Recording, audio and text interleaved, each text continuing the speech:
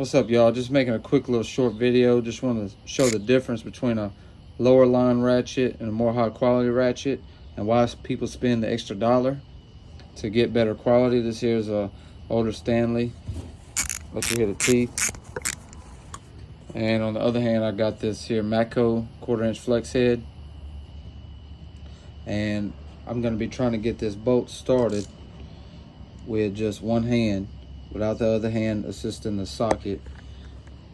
I'm going to try to get this bolt started with just one hand.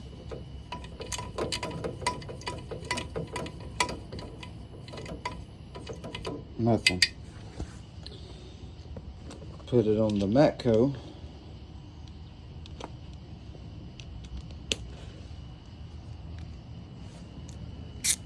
Show the difference.